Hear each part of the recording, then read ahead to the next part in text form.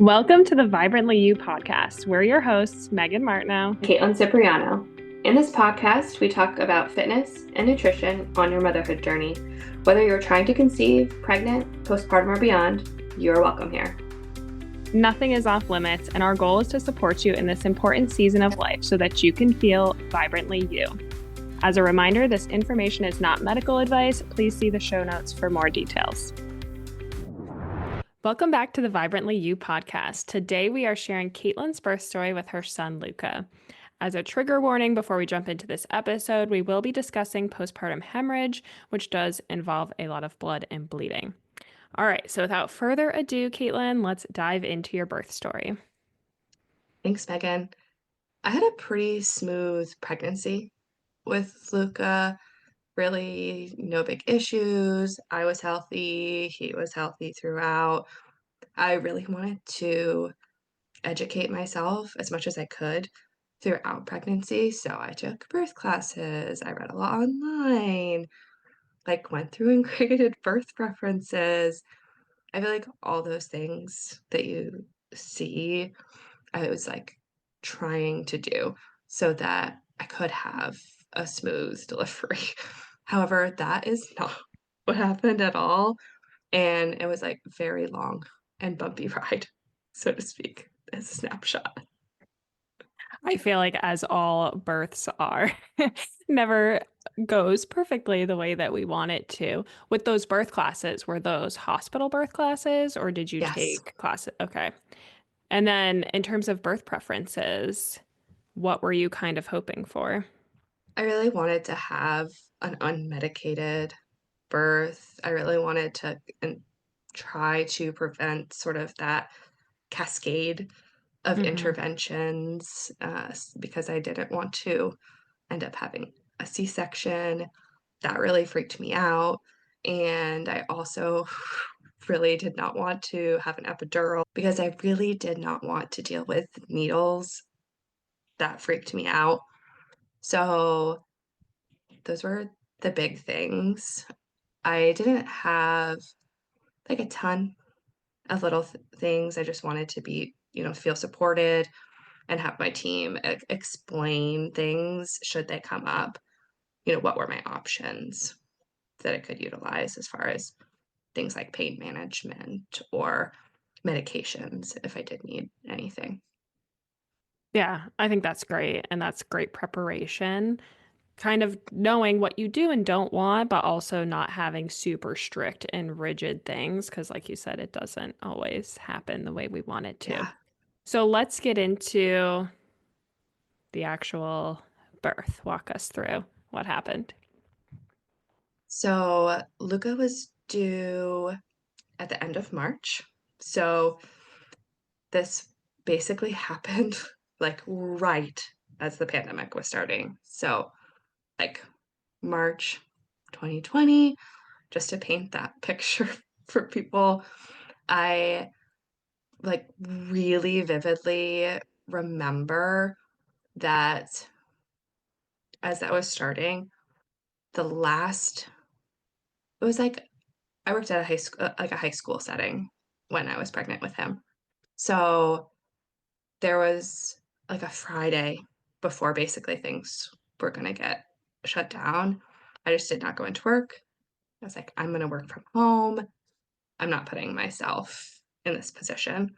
In hindsight, I think I probably had COVID Oh, at no. the beginning of March before it was even a thing because I had a really bad cold. I was sick. And so were some of my athletes at the time. So I think I probably had COVID before I gave birth to him. But regardless, I ended up being in and out of the hospital for a few days leading up to Luca's actual birth. I had prodromal labor. So for those of you who don't know what that is, it's also called false labor. And it was really hard to tell when I was going into active labor because I would get these patterns of very strong, consistent contractions. And I was also having some back labor, so it would get pretty painful. And because of the pandemic, my anxiety also really skyrocketed around this situation. So I'm sure that was connected to some of this like prodromal labor, which I didn't even know was like a thing, to be honest. Yeah.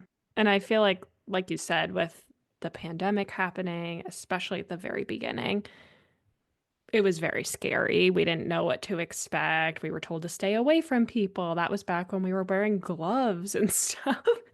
And to also be at the very end of your pregnancy and already probably just nervous about birth and not knowing what to expect, that had to have added just such a layer of fear and anxiety. And then with the prodromal labor, um, again, just like not knowing, am I going into labor? Am I not? What's happening? That had to just be so hard trying to navigate that.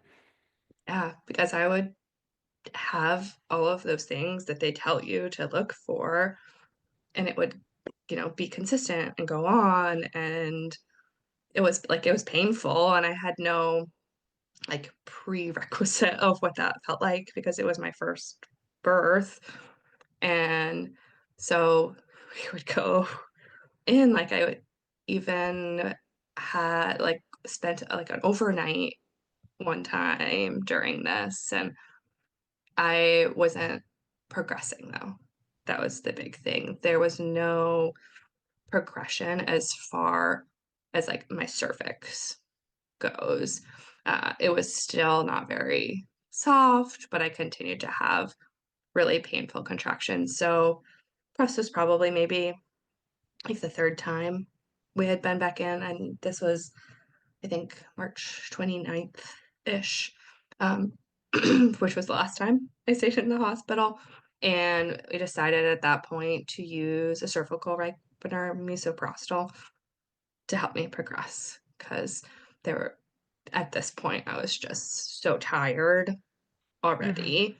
They needed to get things going. So I think I ended up watching about 5 Harry Potter movies during this stint in the hospital, if that tells you anything about the length of his birth. Things finally started kicking into gear that following day on the 30th, and I tried to continue to stay really active during this time. So I really wanted to, like, I really didn't want, again, to have the epidural because I wanted to be able to move around. And that did help a lot. And focusing on breathing, the counter pressure on the back was super helpful. So the nurses showed my husband how to do that. And that really offered some good relief. I used the shower quite a bit as well, which was great. And everyone was really wonderful as far as the team. So, with how much I ended up being there, I think I saw each one of like the four midwives that were on staff. And I don't know, I felt like literally all of the nurses, but I'm sure there was probably more that I didn't see. But once I finally reached that transition point in active labor, I remember I vomited, and the midwife that was with me at the time was like, okay, like this is a good sign, like it's on. So the rest of his delivery after that happened super quick. And when I was ready to start pushing, really it was only like 20 minutes for him to come out. So that they like weren't really ready for that piece, like that part from when I was in transition and vomited and him coming out was like a very quick time period. Wow, yeah. So you were admitted into the hospital on the 29th. Yes. And so this was this a morning, afternoon? I think so. When I was admitted on the 29th, I believe that was like an afternoon time frame. And I, because I remember too, they did give me some pain meds that night so that I Hmm. could get some sleep. And then a couple doses of the misoprostol. And then all of that is happening. I had him like 2 in the afternoon on that 30th. So, Okay, so like like a 24 hours. 24-hour period about. Yeah, so that's not too bad. But of course, with the prodromal labor, how long was that? Like a week Yeah, beforehand? that was like 5 to 7 days. Overall, so yeah, like once you're in the hospital, you've gotten the misoprostol, you're starting to progress in labor, things were quick. But up until then, it was a really long, drawn out process. So you must have been exhausted.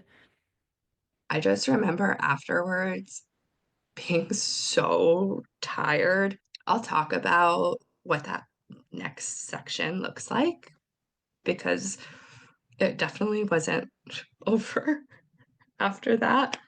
But uh, it was it was so long. I was so anxious. And I honestly don't know how I didn't really do it with more pain meds, but it was a long journey for him to come. That's for Yeah. sure. And I can't remember, did you say he was sunny side up? Yes, so that was part of the problem is that he was sunny side up, which is why I was also having that like back labor, but he really didn't want to get into a good position. Yeah. Just comfy in But there. but that is good that even with him being sunny side up, which typically that can lead to a longer pushing phase, it seems like your pushing was still pretty quick. Yeah. And maybe he repositioned himself before Yeah. that happened. I don't know, but he made it. Yeah. So that was good. Yeah. Okay. Um, So tell us more about, so he's born, everything's great. What happens next? so we did get to have our like golden hour or two and do that skin to skin, and he nursed, and that part was like absolutely magical. I just remember being so content, and I know not everyone necessarily experiences this, but I just did really feel like that special bond with him pretty immediately. But what started off as really wonderful ended up changing really quickly. So after I did get to go up and the nurse was helping me get cleaned up and, getting those like postpartum pads and underwear on and everything, I passed like a grapefruit sized blood clot. So if anyone does want to skip this part, this is where I am going to be talking about blood and bleeding. The nurse was really helpful. Like, again, they get me cleaned up, and I go to sit back down with Luca, and like feeling blood trickle down my leg, not just like a little bit. It was like Hmm. significant. And so we call the nurse back in, and I go to stand up, and just like a lot more blood gushing. So they end up calling the OB that was supposed to be coming in. And I just was really not prepared for something like this to happen to myself. It was just totally not on the radar of possibility. So the next couple hours were really scary for me and for my husband. I just remember kind of feeling that like out of body experience during this. And they did like, eventually like get the bleeding to stop, and they rolled out any retained placenta, that kind of thing. And I did use um, the nitrous oxide at this point to help with like pain management, because at that point I just couldn't handle any more pain. I did just Hmm. need to like disconnect from the situation, because if I was thinking too much about it, it really freaked me out. Um, and again, all of the staff were really wonderful. They got everything managed, and our stay in the hospital was for 3 days until I recovered and was adjusting. Again, Luca was healthy, but I was really feeling like a zombie at this point, a happy zombie, but I was exhausted. So, I wish I could say that my story kind of ends there. We get to go home and never look back, but I did end up back in a hospital 2 days later. Yeah, so you said they looked to rule out retained placenta. Did you have retained placenta or did they know why this happened?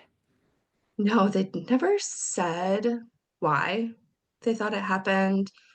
There was never any retained placenta, and again, we were home probably for maybe 24, 40 hours. I was trying to, like, recover, adjust to becoming, like, new mom, but I just felt really awful, and when we were supposed to bring him in for his first checkup with a pediatrician, I remember talking to the pediatrician he saw and was explaining how I felt, and was like, "Yeah, that's really not normal," you know? Hmm. And so they called back up to the birth center, and we went up there, and I ended up getting admitted again.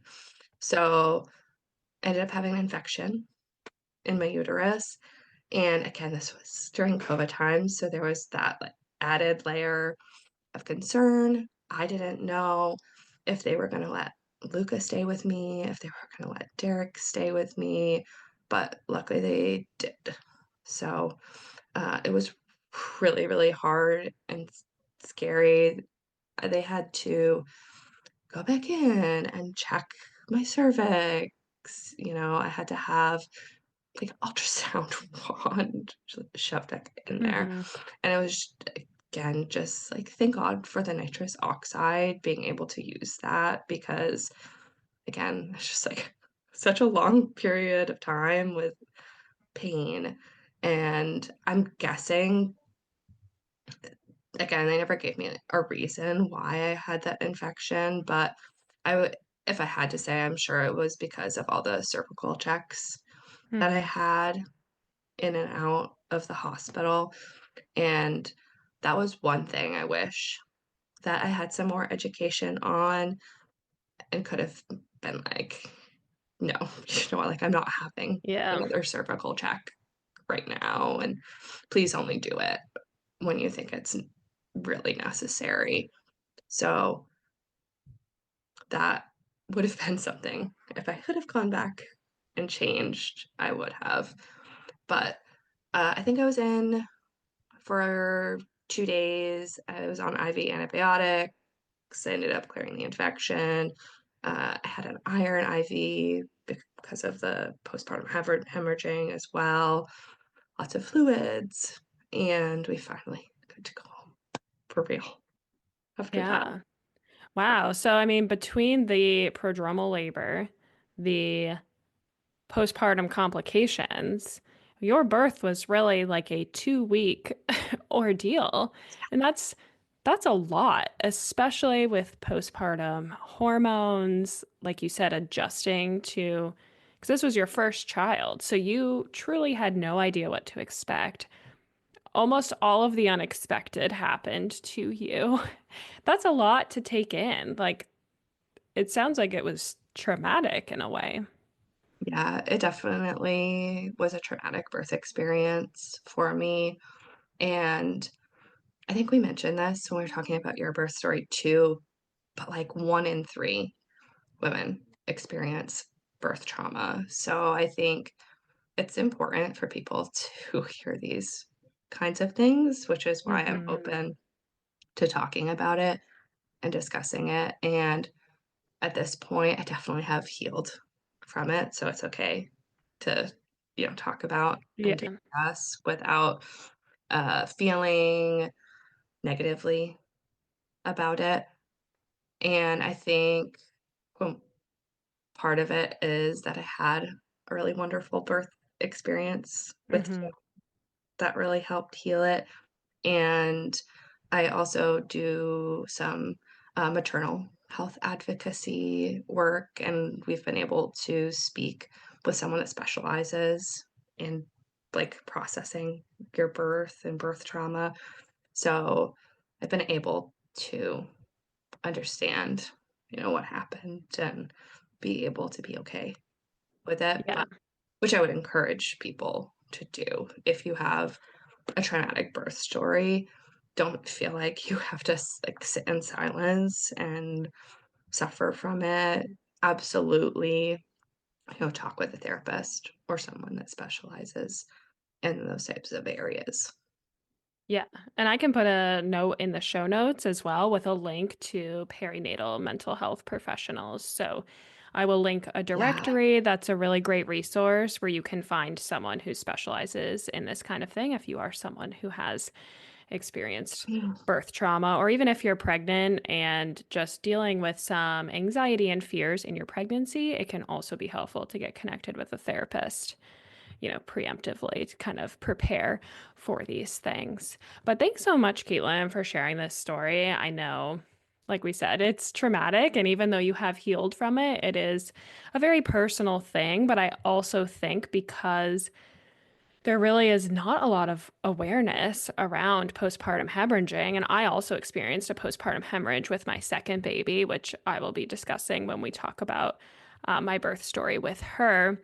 But I didn't know that it was a thing either. And because Caitlin had shared her story with me, it was something that I was aware of. And so when it did happen to me, I was like, oh, okay. I was able to remember Caitlin's story. So I do think as we are sharing these birth stories and sharing our experiences, it is helpful for other people to just hear about these things. If you've already gone through birth, knowing you're not alone if something similar has happened to you. And we will be doing more episodes, like I said, about birth stories. So, my birth story with my first baby will be happening in our next episode. That was a C-section birth. And then Caitlin and I will also be sharing our birth stories with our second kids. And probably in a couple of months, those will release. So if you do want to connect with Caitlin further about her birth, like I said, if you've experienced something similar, you want to just chat with someone who has gone through that, don't hesitate to reach out to her. You can send her a DM on Instagram at Wholesome Huntress Nutrition. And thanks so much for tuning in today, and we will see you next week.